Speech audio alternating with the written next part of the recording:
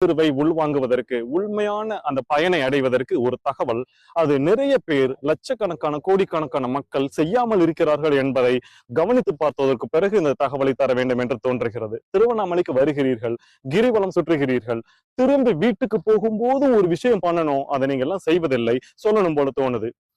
ஒரு விஷயம், திருவண்ணாமலைக்கு வந்துவிட்டு கிரிவலம் செல்கிறீர்களோ அல்லது ஒரு 2 நாள் 3 நாள் நீங்க தங்குறீங்களோ, எத்தனை நாட்கள் தங்குகிறீர்களோ, முதல் பாயிண்ட், நேரடியாக நீங்கள் வீட்டுக்குத்தான் செல்ல வேண்டும்.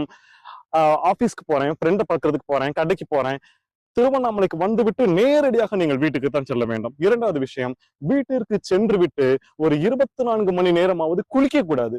3வது விஷயம், வீட்டிற்கு சென்றவுடன் முடிந்தவரை படுத்து உறங்கிவிட வேண்டும். அது இரவோ பகலாக இருந்தாலுமே படுத்து உறங்கிவிட வேண்டும். இது ஏன் தெரியுமா? திருவண்ணாமலைக்கு வந்துவிட்டு நீங்கள் அந்த வைப்ரேஷனை நீங்கள் எடுத்துக்கொண்டு நீங்கள் வீட்டிற்கு சென்ற பிறகு அந்த வைப்ரேஷன் வீட்டுக்குள்ளே செல்ல வேண்டும். வீட்டில் இருக்கிற மக்கள் பயன்படுவதற்கு அது செல்ல வேண்டும் என்பதனால் அது வீட்டிலே நீங்கள் படுக்க வேண்டும், வீட்டிற்கு தான் செல்ல வேண்டும், உறங்க வேண்டும், குளிக்க கூடாது என்கிற விஷயங்களை மனதில் வைத்துக் கொள்ளுங்கள். இதை செய்யுங்கள், பயனடையுங்கள். நன்றி. திருவண்ணாமலைக்கு வருகிற பக்தர்